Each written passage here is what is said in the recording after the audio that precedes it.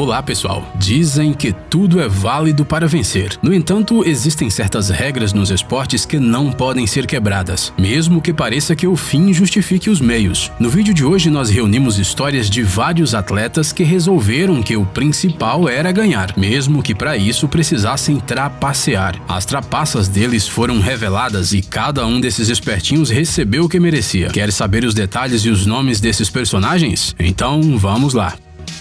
Michael Pineda. No beisebol, a resina de pinho ou cedro é aplicada no taco para melhorar a aderência. Além disso, a resina às vezes é passada nas bolas. Embora as regras sobre esse assunto sejam bastante ambíguas, na maioria das vezes considera-se que desta forma os atletas possam trapacear. No dia 23 de abril de 2014, o jogador de beisebol Michael Pineda jogava no seu time contra o Boston Red Sox. O técnico do Red Sox, John Farrell, notificou os juízes sobre a presença de resina de pinho no pescoço de Pineda, e realmente havia no jogador uma enorme mancha dessa substância proibida.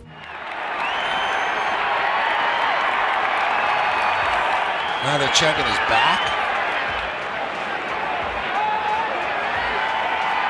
And they're throwing him out of the game. Por isso, Pineda foi desclassificado por 10 jogos, porque pouco antes deste dia, o atleta já quase tinha sido pego usando a resina, mas ele conseguiu limpar o bastão a tempo. E este não é o único caso de uma trapaça assim. Em 1988, Jay Howell foi expulso do campo porque o juiz encontrou resina em sua luva. Naquela ocasião, a desqualificação durou apenas 2 dias. Em 1983, George Brett foi pego usando uma grande quantidade de resina. Este incidente também é conhecido como o Pine Tar Game e é considerado um dos mais controversos na história do beisebol. And the Yankees want the bat. Look at Martin measuring. George Brett out. Well, the Yankees win it. He's out. Yes, Brett is out. And he's steaming mad. He is out. Danny Almonte. O Danny Almonte era um jogador de beisebol da República Dominicana na Liga Infantil de Nova York. Ele saiu em muitas manchetes em 2001. Almonte era um arremessador canhoto do Rolando Paulino All-Stars, o time da Liga Infantil do Bronx, em Nova York. Suas tacadas, a uma velocidade de 70 km por hora, eram simplesmente impossíveis de serem rebatidas. Todos viam em Danny uma jovem estrela do beisebol com um grande futuro, até que uma trapaça surgiu em sua biografia. Após uma competição, jornalistas publicaram documentos encontrados na República Dominicana. Eles mostravam que Almonte nasceu em 1987, não em 1989. Este dado o fazia adulto demais para participar da Liga de Beisebol Infantil, onde só crianças menores de 12 anos são admitidas. Nessa altura, Danny já tinha 14 anos. As investigações levadas a cabo pela Liga Infantil e pessoas da República Dominicana revelaram que o pai do rapaz registrou o seu nascimento 2 vezes. Por quê? Nós não temos ideia. E o segundo registro reduziu a idade de Danny em 2 anos. Como resultado, a Liga Infantil removeu o Danny Almonte e sua equipe do torneio. E o pai trapaceiro foi proibido para sempre de realizar atividades relacionadas à Liga de Beisebol Infantil. Sylvester Carmouche. O Sylvester Carmouche era um jockey dos anos 90. Sua corrida mais memorável aconteceu em um dia nublado quando nenhum dos espectadores podia ver a pista. Quando o tiro de largada soou, Carmouche não direcionou seu cavalo para frente como os outros jockeys. Em vez disso, eles andaram para trás uma curta distância até a linha de chegada e esperaram que os outros participantes da corrida se aproximassem. Quando o astucioso jockey ouviu o ruído dos cavalos, ele acelerou de forma brusca e de maneira triunfante cruzou a linha de chegada a toda velocidade. Obviamente, todo mundo achou que ele tinha ganhado. Os outros jockeys ficaram chateados porque nem viram o Carmouche passar. O vídeo do final da corrida não mostrava muito, mas os juízes sentiram que tinha algo errado. Então eles decidiram inspecionar o cavalo e descobriram que ele não tinha respingos de sujeira e outros sinais que surgem durante uma corrida. Além disso, o cavalo não estava ofegante, o que seria o normal depois de uma corrida tão energética como esta. Como resultado, a comissão de corridas da Louisiana não se deixou enganar e proibiu o Sylvester de participar das corridas pelos próximos 10 anos. Fred Lorz.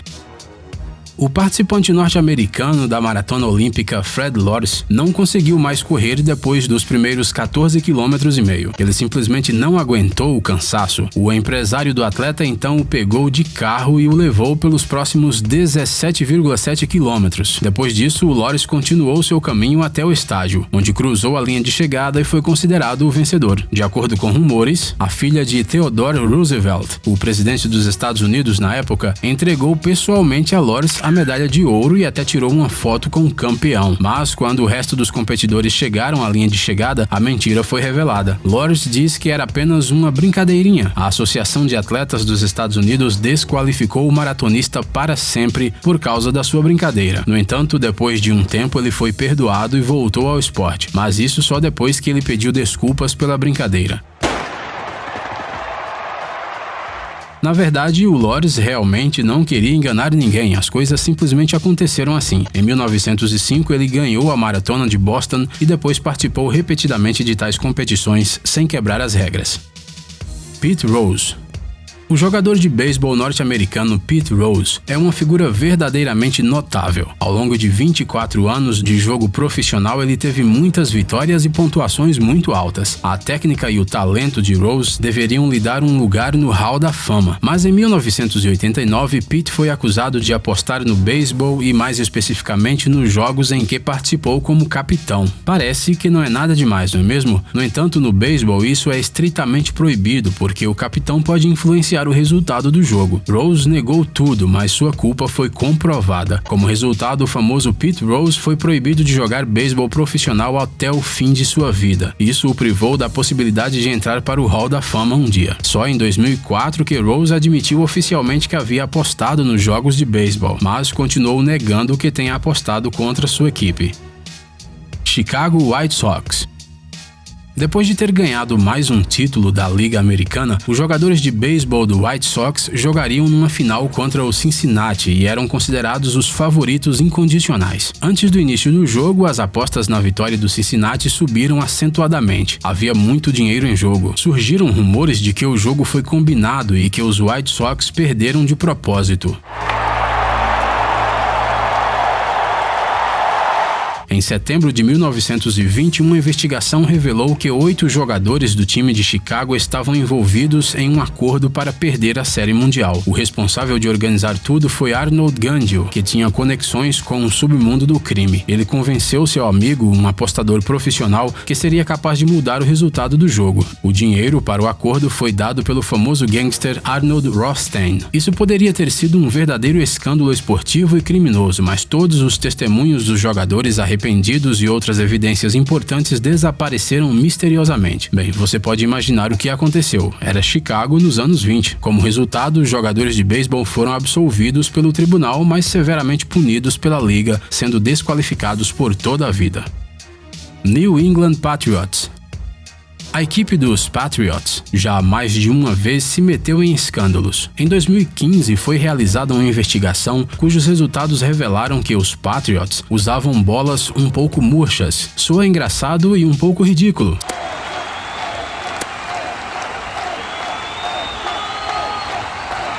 Sim, mas segundo especialistas, dessa forma é possível realmente trapacear no futebol americano. Durante a primeira metade do AFC Championship Game, o quarterback do Patriots, Tom Brady, jogou a bola para o meio-campista do Colts, Duell Jackson. Algum tempo depois, o Jackson deu a bola para o técnico como uma lembrança, quem logo percebeu que o equipamento esportivo não era sólido o suficiente. Durante o intervalo, os funcionários da NFL inspecionaram as bolas e descobriram que metade delas eram realmente diferentes das outras. Depois de muito analisar, chegou-se à conclusão de que Brady parecia estar sabendo sobre a trapaça e por isso ele foi suspenso por vários jogos. O time foi multado em $1 milhão.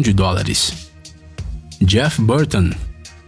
A Associação Nacional de Corridas de Carros de Série se orgulha muito das suas regras estritas e de seus altos padrões. Por isso, quando Jeff Burton apareceu na pista de corrida em 1997 com o teto do carro claramente modificado, os membros da associação ficaram indignados. Afinal, as mudanças no design do carro eram totalmente ilegais. Minimamente porque o teto rebaixado poderia melhorar a aerodinâmica do veículo e isso daria ao Jeff uma vantagem contra os carros convencionais. profissionais dos rivais. Mas o que fazer nesta situação? Dar uma multa? Desqualificar? Nada disso. Em vez disso, os juízes decidiram destruir o teto. Sim, literalmente. Eles simplesmente o retiraram. Isso mesmo, sem teto, sem regras quebradas. Park Si-hoon. Nas Olimpíadas de 1988, este boxeador amador sul-coreano ganhou a medalha de ouro dos pesos médios.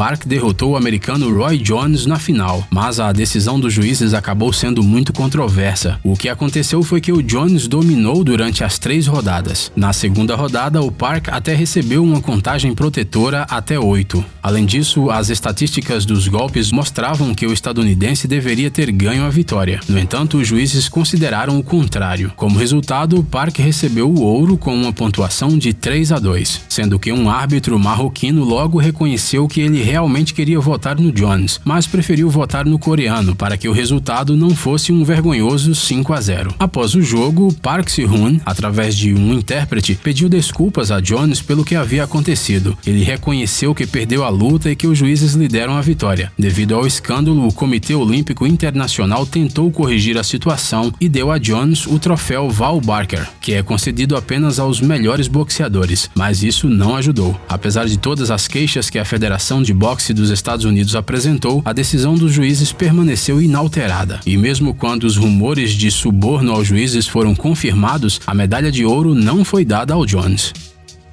Donald Crow Rust.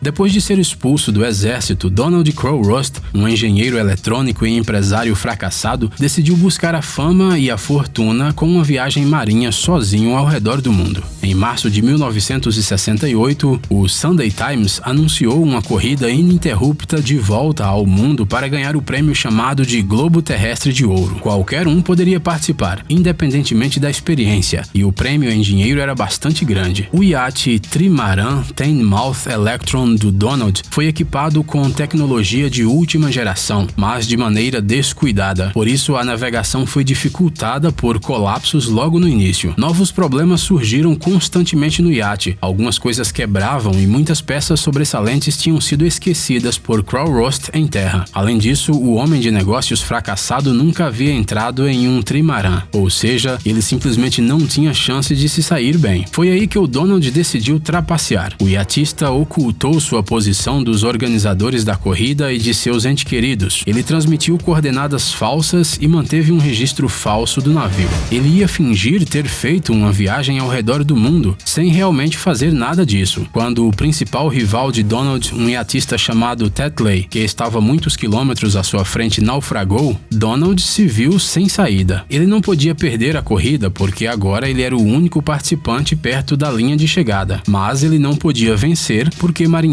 experientes certamente estudariam o diário de bordo do navio vencedor e eles iriam perceber a fraude. O que aconteceu depois, ninguém sabe. O iate de Crow Rust foi encontrado à deriva no Mar dos Sargassos e o cara desapareceu sem deixar vestígios. Ei, amigão, você quer conhecer algumas tecnologias novas e uns gadgets legais? Sua mente já está no futuro? Você adora máquinas enormes e não pode imaginar sua vida sem robôs? Então dê uma olhada no Tech Zone e veja um monte de vídeos sobre essas coisas. Ficou interessado? Ótimo! O link está na descrição.